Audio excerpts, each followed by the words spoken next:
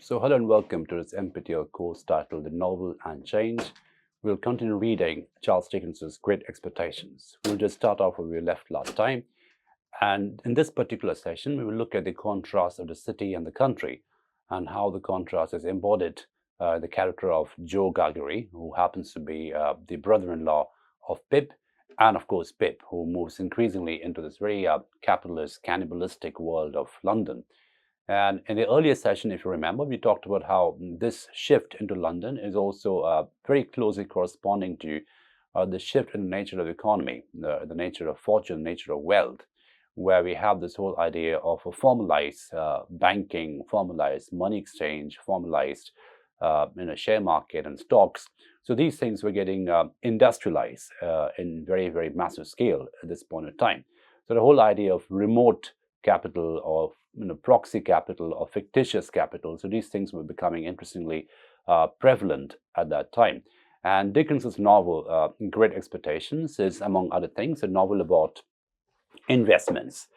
We discussed it already, how in terms of how there's money investment, there is capital investment, there is cultural investments, and how culture, capital, identity, masculinity, all these things seem to be very closely intertwined in very asymmetric ways. So we'll just start off from that point and we'll look at how the character of Joe Gargery has been read in the Dickens scholarship. And this should be on your screen. Joe Gargery is not a subject. As Kate Flint has shown, his role in the novel as the unquestionable embodiment of moral and social value depends on his having no complex inner life. Yet, I would argue that reading Joe as the unquestionable embodiment of moral and social value, much as we seem to be encouraged to do so by the text, is not in fact what Dickens perhaps finally intends us to do. It has already been said that Joe's lack of subjectivity in the text clearly signals Dickens's intention to figure Joe and the Forge as representing settled pre-capitalist value. So Joe is someone who is a blacksmith who forges things out of metal, etc., iron. So he is very much a pre-industrial, pre-capitalist, not pre-industrial, pre-capitalist industrialist, right? So there's a temporal shift, a temporal break from that kind of a mechanism of making money and the one in which Pip is increasingly shifting into the mechanism through which banks and share market and stock all are coming into being to create this massive economy of capital and also the economy of expectations, which is all the novel is about. So, the opposite term. So Joe stands opposite to the guarded and suspicious world of London, where the moment you have the idea of expectation, it's also the idea of fear, the idea of anxiety, right? Because when you expect something, you invest something into whether it's money or capital or social and cultural capital, there is always a fear of failure, which is associated with the investment. So expectation also generates a sense of anxiety. So the economy of expectation is also simultaneously an economy of anxiety. So the London is a guarded and suspicious world where value is in a constant state of flux. So there is kinesis, there is uncertainty, there is contingency. So all these things are also characterizing and shaping and reshaping the world of expectations that is London. By contrast, Joe's value is non-transferable. There's something static about Joe's value. There's something static about the country. So again, we have the city versus the country binary coming into being. And Pip, of course, is someone who is shifting, vacillating between these two states of being. So the city and the country, they end up becoming not just topographical locations, but also psychological locations, moral locations. So Joe's value is non-transferable. Excuse me. As he says himself, I am wrong in these clothes. I am wrong out of the forge, the kitchen, or off the meshes. So he's very uncomfortable in coming outside of his clothes, the blacksmith's clothes, the clothes of a villager, the clothes of a country dweller, of the meshes. Joe's static identity in the novel, that of the village blacksmith, defines this immovable place, both geographical and social, right? So there's no rise, there's no sudden shift into capital, there's no sudden shift into wealth.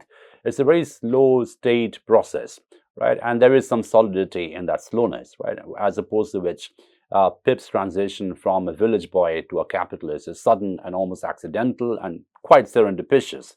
But there is also this anxiety in the serendipity, this sort of fear of failure, the paranoia, if you will. So at the end of the novel, Pip notices there was no change whatever in Joe. So this changelessness in Joe is an important part of his characterization. And of course, he's representing a certain era, a certain way of life, a certain kind of cultural construct that Dickens wants us to notice, as opposed to the one that Pip happens to embody in due course of the novel. Neither do we see Joe ever taking money for his wares. We merely see him sticking to the old work. And the forge itself becomes symbolic of value unaffected by the fluctuations of the market, right? So the forge, the place where Joe the blacksmith works, beats iron and metal into other things, that seems to be the site of a pre-capitalist industrial labor, a pre-capitalist agon of production, right? Which is very different from the production consumption economy that Pip is embodying with all its associated anxiety. Jeff Nunukoa has discussed the effect on Victorian fiction of mid-19th century anxieties provoked by the speeding up of exchange and commercial imperialism. So there's a sudden kinesis which was pumped into the modern economy, and suddenly there was this possibility of becoming suddenly rich, suddenly wealthy. But of course, the suddenness of acquiring wealth also comes with this possibility of precarity. And we discussed in the previous few classes, if you remember, how this interplay of possibility and precarity is constantly going as some kind of a subplot, a driver of the plot, if you will, in Dickens's Great Expectations. And the same happens with Pip in the end. And there's multiple reference points in a novel where investments are coming in for a better future through expectations, through capital, through cultural acquiring or appropriation. Also associated with the fear that investments could go wrong, or the investments come from rogue sources, right? So the idea of the rogue capitalist is also there, and obviously embodied by Magwitch, the quote-unquote convict who settles in Australia and becomes a wealthy man in the end. So there is a certain degree of dehumanization of capital, if you will. So capital has a flow of its own. It doesn't require human intervention all the time. It can just pick and choose any human and then just move on to the next person, right? So there's an unending flow of capital. And among other things, Great Expectations may also be read as some kind of a cautionary tale of unchecked capital or unregulated capital. What happens when capital is just left, to run on its feet, in terms of using and then abusing people, right? What happens to the human subject, human subjectivity, human agency in this age of, unbridled capitalism, unchecked capitalism? So he suggests that Solomon Gills, so this is the Dickens critic Nunukoa, who suggests that Solomon Gills' shop in Dombey and Son, another very famous Dickens novel, was conceived by Dickens as a sanctuary from the activity of capitalized exchange. So Dickens also promotes a certain sense of a safe haven from the unchecked capital. So there is the old shops, the old village, the old blacksmith site, which seem to be immune or unaffected by this contagious kinesis of capital that is otherwise infecting, quote unquote, infecting the world, especially the metropolitan modernity of London. So, although he also argues that Dickens is unable to sustain it as such, Joe's Forge is just such another fantasy of the transcendence of the economic. So there's a sort of fantastic site of fantasy which seemed to be immune from the infection of the capital. But the novel does sustain it, precisely because it remains a fantasy. So this is a paradox over here. The only reason why Joe's, the village blacksmith's site, the forge, is sustained as a sanctuary in the novel is because it is a fantasy. It's not so much a real place, because as this essay is arguing, we never really see any real money. We never really see any real exchange of production and consumption taking place. It just becomes some kind of a symbolic fantasy site. And Pip cannot return. So the novel never asks us to believe in London and the village on the marshes at the same time, right? So the two cannot be simultaneous. So the village and the city cannot be simultaneous. You have to sacrifice one for the other. And Pip, of course, cannot return to the original, shall we say, pre-Lapsarian site of labor, which is pre-capitalist in quality. So capital in this particular novel, it seems to have some kind of a biblical reference as well. So it's like after the fall, so infected by the capitalists by, like, let's say in a very biblical way, is being infected by the forbidden fruit. So once you take a bite into the forbidden fruit, the only way forward is downwards, right? So there's a pre-Lapsarian idyllic quality about Joe, about the site of his forge, of the blacksmith's work, but then that is also not so much a real site as much symbolic fantasy site to which Pip can never return. Jay Clayton, another Dickens scholar, in a recent article has written helpfully that Great Expectations is a palimpsest of different cultural periods, right? So it's a several layered, it's a multi-layered depiction of a very fast-changing society, where the movement, the economic movement, the gender movement, the social movements all intertwine in very complex ways. Raymond Williams has pointed out that no era is ever characterized by a single ideology, and he has proposed dividing cultural beliefs along temporal lines into the residual, dominant, and emergent. So these are three different and very helpful classifications. There's a residual era in which the old classical, conventional, orthodox sites lie. Dominant is the one which is still governing as the most hegemonic way in which cultural exchanges and identity formations and iterations are taking place.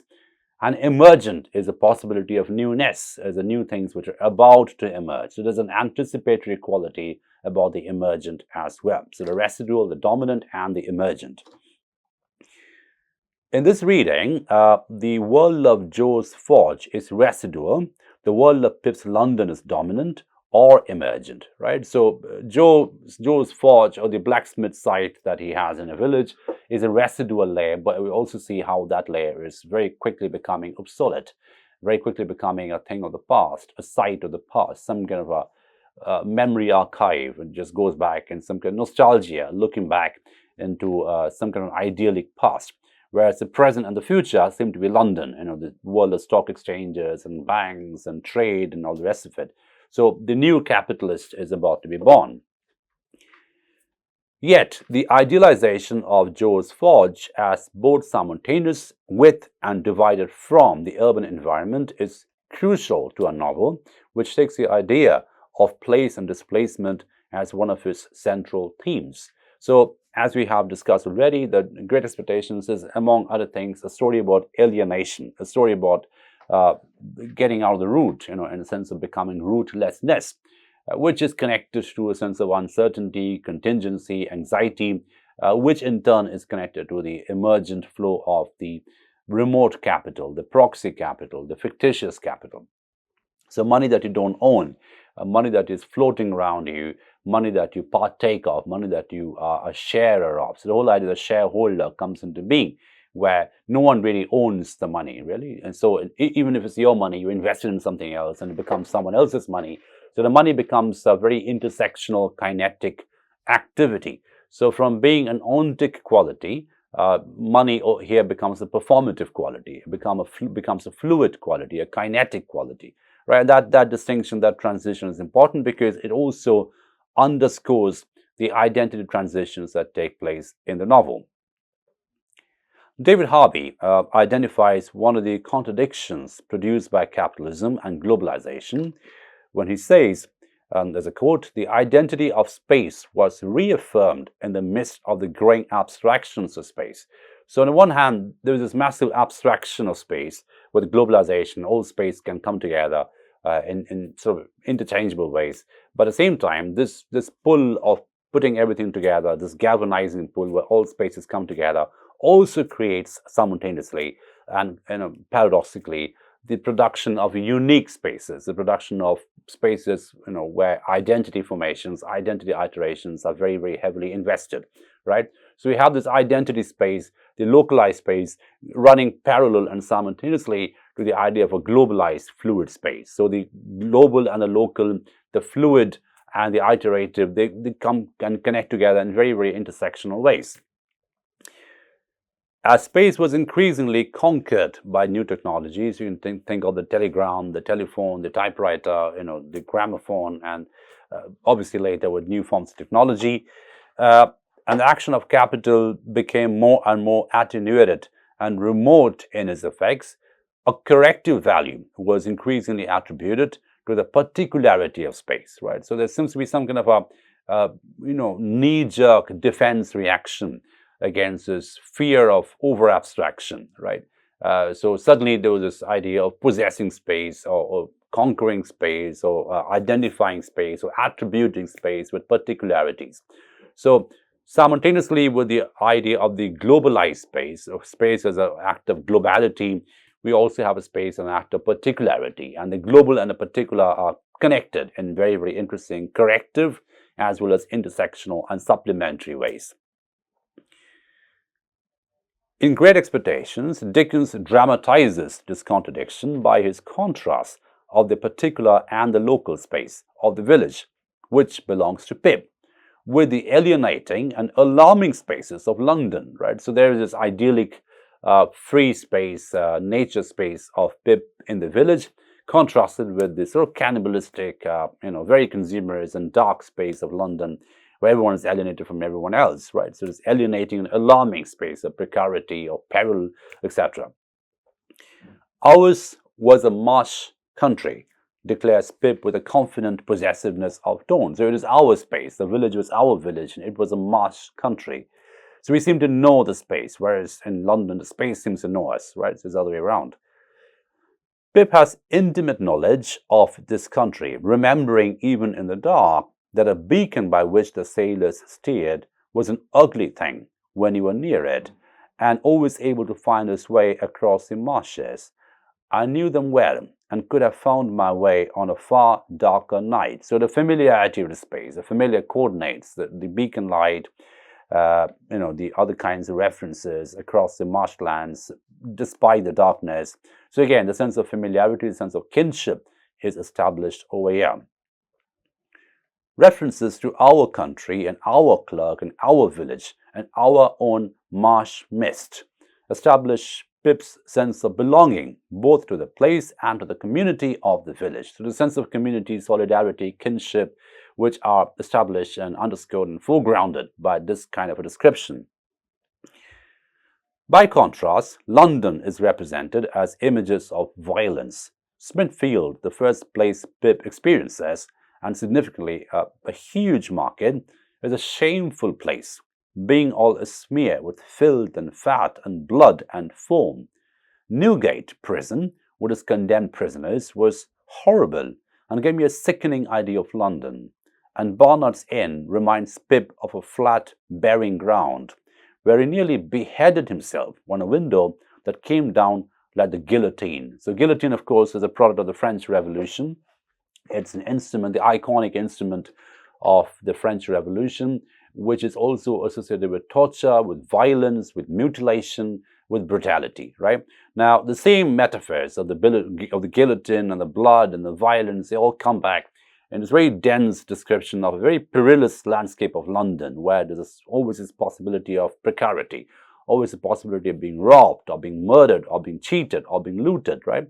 Whereas we have this idyllic, pastoral, pre-lapsarian space of the country where nothing really changes and the nature is very slow and dense and life-giving. With London, this cannibalistic capitalist world, is a land of perilous misadventures, right? So this contrast is very interesting. But at the same time, what we see is a localization of spaces and the identity attributes around the spaces. The spaces almost assume a character-like quality in the novel, which we see happening in London. And now, along with space, what we also see is a sense of time. So the way the time is acted out or played out in a country is dramatically different from the way the same time is played out in a city. So we have the sense of fast kinesis in the city as opposed to the slowness and the static quality and the unchangeable quality and the stability of the village.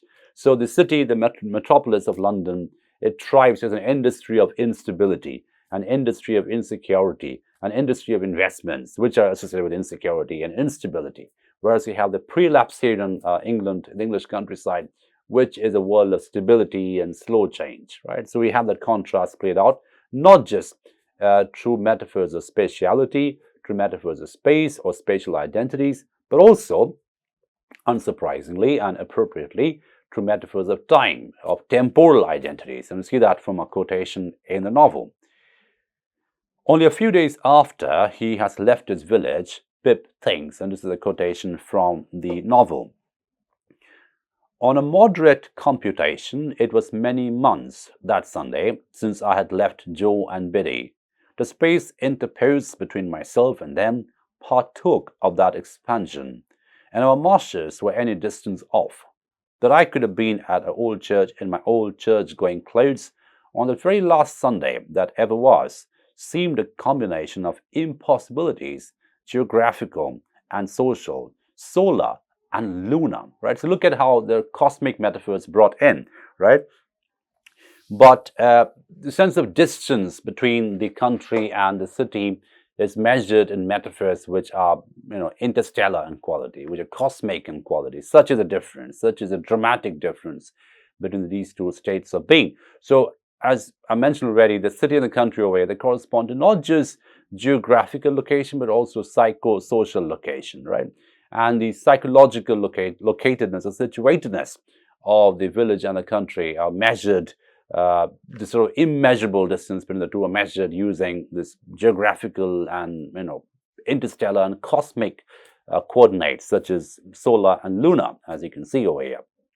And that obviously tells us about the psychological distance and a sense of alienation that Pip is going through as a very, very, complex subject in a very complex city. So both time and space have expanded between Pip and his old life. Although Dickens seems to be asking us to judge Pip morally wrong for thinking of Joe and Biddy as remote and so far away, at the same time, the novel reinforces the enormous distance between the London streets so crowded with people and so brilliantly lighted and the poor old kitchen at home. Right, so the whole idea of the kitchen at home and the brilliantly illuminated roads in London, that again gives us a very, very good sense, a dramatic sense of the distance between the two. So Pip's self-blame in the text for his neglect of home is mitigated by the novel's structural insistence on the remote relation of the two. Pip is clearly figured as having crossed a boundary, so that sense of transgression is also there, crossing a boundary, which you see happening in Mary Shelley's Frankenstein as well. And in fact, this particular essay will bring back Frankenstein in a very heavy way towards the end, and we'll spend some time on it as we move along. But it is important to look at the comparable transgressions that are taking place in Shelley's novel and Dickens's novel here. So crossing that boundary and stepping into this consumerist capitalist world from which there is no return. So Pip is clearly having figured as having crossed a boundary when he leaves the village for the first time. With a strong heave and a sob, I broke into tears. It was by the finger post at the end of the village that I laid my hand upon it. So the finger post at the end becomes the iconic boundary, the perimeter that he's about to leave now, and there's no coming back. He knows this is a one-way traffic. He once he leaves, he cannot unleave. He cannot come back. Psychologically, he's gone. He's alienated. And the sense of alienation begins from this point. So very appropriately, there's this cry, there's tears, there's sobbing at this point. And also, notice the tactility in the image. He touches the finger post for one last time, connecting to it in a very tactile way his past, which is now already become a thing which is gone forever, right? So it's not part of him anymore. Even at the end of the book, as when Pip is again banished to the fallen capitalist world, Joe and Biddy are represented as so circumscribed by the village that they are only able to accompany Pip as far as the finger post before they say goodbye. So the finger post seems to be that permitted perimeter, right, beyond which the country folks should not cross, right? Symbolically, they should not cross, right?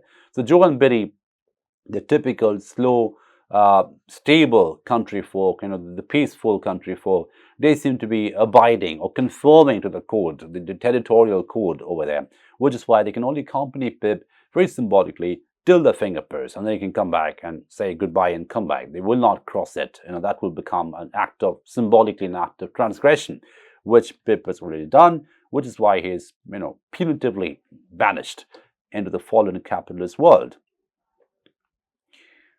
The hermetic division between the two places in a novel is structurally essential to Dickens's project of figuring modernization and its consequence, alienation. So looking again how very classic Marxist terms come back in the novel, alienation, the whole idea of fetishizing the commodity, the massive and increasing industrialization of the commodity also creates a sense of psychological alienation, in the sense that the producer is removed from the product, or even the consumer. And Pip over here, he doesn't produce anything, he's a consumer, as we saw in the last class, but he's also removed or alienated from what he's consuming. So a sense of alienation is both material as well as symbolic, affective, and profoundly psychological. So modernization and its consequence, alienation. And thus, the simple concepts of blame and fault become very difficult to apply to the displaced Pip, right? So the whole idea of blaming and falling, they become very complex attributes. So we can't really have a unilateral idea of blame and fault over here. Dickens, in Great Expectations and other later novels, repeatedly questions the possibility of moral agency for individuals in a modern world of deferral and transferable values, right? So again, this is a very important line. The whole idea of deferred values or transferable values, so values which can be transferred over, just like share market and stock. You can buy and transfer stock. It's not really your wealth because you can transfer it to someone else. There's a proxy quality about the newly emergent capital of the trade and the stock markets and the share market and the industrialization of labor and all the rest of it, right? So what happens to moral agency in this very, very cannibalistic, cosmetic world of capitalism, where the whole idea of value is only defined through deferral, sort of Derridian kind of way, defined through distance, defined through difference, defined through transfer, right? So again, the sense of ownership, the ontology of ownership begins to get reconfigured because no one really owns anything. The money is fluid, the money is invested into possibilities in the future. So there's sort of anticipatory wealth that is being created over here. So the entire idea of the capital and the wealth and identity emerging from the capital becomes sort of engines of anticipation, engines of investment. And again, like all forms of investment, there's also the possibility of peril, the possibility of precarity. And the novel never loses sight of that. Great Expectations is also, among other things, the engagement with the complexity of failure, engagement with the complexity of crisis, right? So that again becomes an important motive in the novel. So we stop at this point today and we'll continue the discussion in the subsequent session. Thank you for your attention.